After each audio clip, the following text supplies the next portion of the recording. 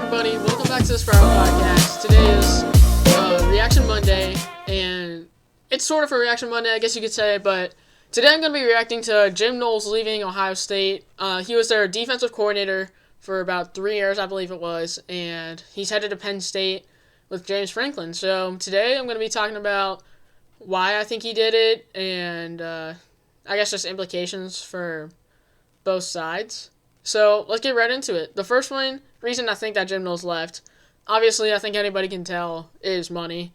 And I do think that, Ohio State, they said that they would match his, ask of how much money he wanted. Obviously, he saw that he had a really good defense, and I'm assuming that he probably, by the way, none of this is confirmed, but I'm assuming that probably he thought he deserved more money than he was getting with Ohio State. So that's probably why he asked for a contract, or more money at least.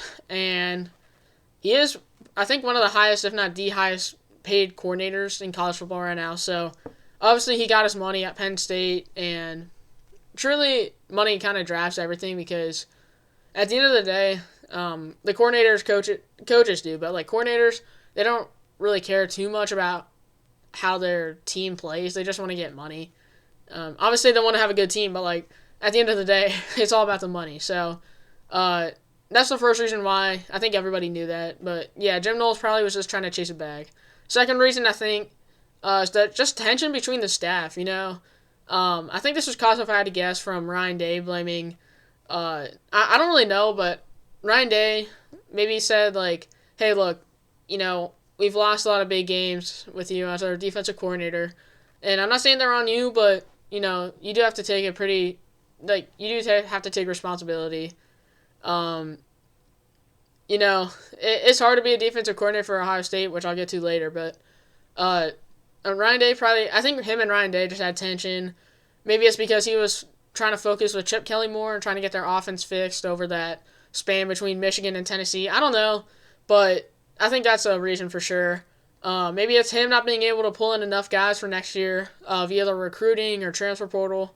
I don't know how too confident about this one, but recruiting is always a big thing that Ryan Day's trying to emphasize over these past few years as head coach, and maybe Jim Knowles just hasn't been able to attract enough guys to Ohio State. Neem offered was an Ohio State commit, and then he transferred to Oregon. I think it was before the Rose Bowl. Obviously he's not going to transfer back, but it certainly seems like he should after that performance. Anyways, maybe he's just not, Ryan Day might not just be satisfied with the ability of Jim Knowles recruiting and his ability to pull in players through transfer portal. So maybe that's a reason.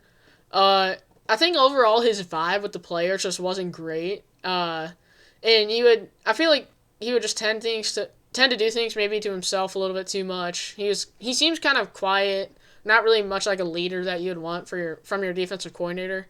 I don't know. This is all speculation, but that could be the reason why. With all these veteran guys, it might have been easier to not have to be so much of a leader.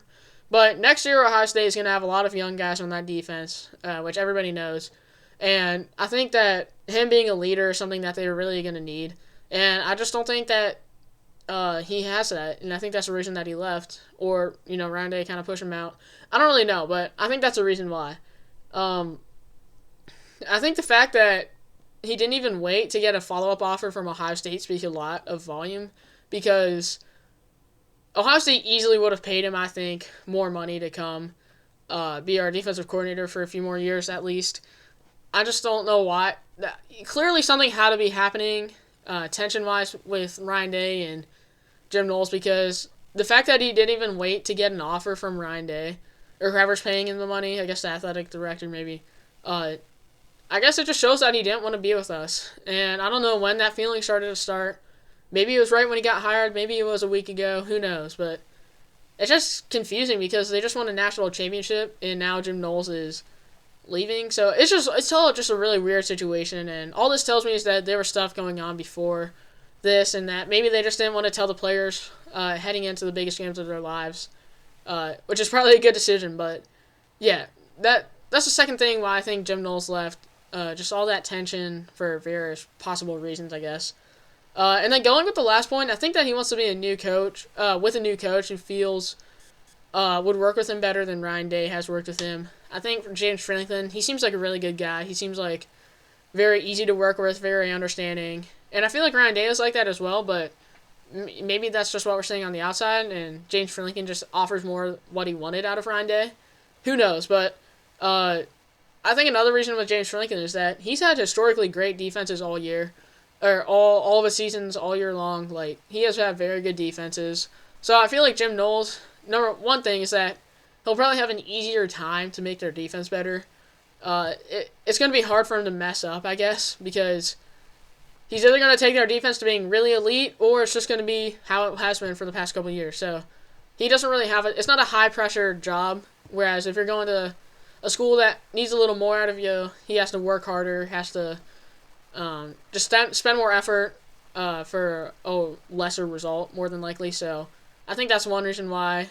And yeah, I mean, Penn State having great defenses helps out, and you've seen it with multiple coordinators on defensive for defense at Penn State. They've all been able to take their defense into a really solid defense throughout the college football. So I think that's a big point that people aren't going to talk about as much, but I do think that it's just really not as stressful. And that takes me into my last point, which is the amount of pressure that he has had to deal with in Columbus is kind of an insane amount for a coordinator.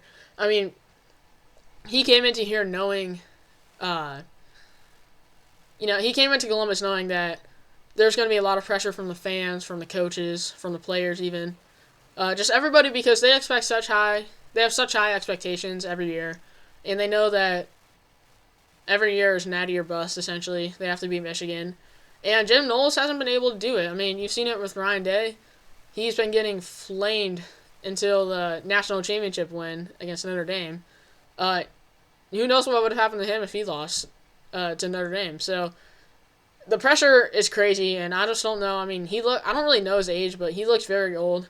It looks like he's aged a lot since he got here. If you look at comparison photos, he's aged a lot, and I'll probably have some behind me that you'll probably be looking at. Yeah, I mean, the pressure he has to deal with is insane, and he's a really good coordinator, but the pressure he deals with for a couple of mistakes that cost games, you think you go back to that 2022 Michigan game where it was really close until they started to slip away, and they just had a bunch of breakthrough plays, explosive plays. You think to that Georgia game in 2022, you think to the Oregon games and the regular season. There's just a lot of games where people felt like Jim Knowles kind of lost the game for the Buckeyes, and this year didn't matter as much, I don't think, because of the 12-team playoff. Obviously, Ohio State had 2 regular season losses and won the whole thing. So, but back then when he started, his first 2 or 3 years were definitely like that, where ton of pressure, still had a lot of pressure, but not as much as he used to. But I just think it's all caught up to him, and it's really just been kind of overwhelming for a defensive coordinator. And I think he believes that Penn State fans are a little less harsh on them, and harsh on their program in general. So those are the reasons why I think Jim Knowles left. Overall, I think both sides had reasons that they wanted to part ways. There's probably a lot we don't know from the public, as a public standpoint, that there's a lot of insider information that's probably going on that we're never going to be able to figure out, quite frankly. There can always be speculation, but at the end of the day, we're never going to know truly what happened. Unless something crazy comes out, but I don't think so. And for now, Ohio State's question is who should be their new coordinator, who are some possible coaching staff and defensive coordinators to maybe look into for their new job opening. So I might be doing a podcast or a live stream later this week on that. So be sure to tune into those. I got a podcast coming out on Wednesday, so hope you guys are all excited. I'm going to be able to finally start posting more consistent content, hopefully. I know I took a break, but I'm hoping to come back strong. So thank you guys so much for watching. Be sure to leave a subscribe and leave a like rating if you enjoyed this video. And I hope to see you guys in the next one. Bye.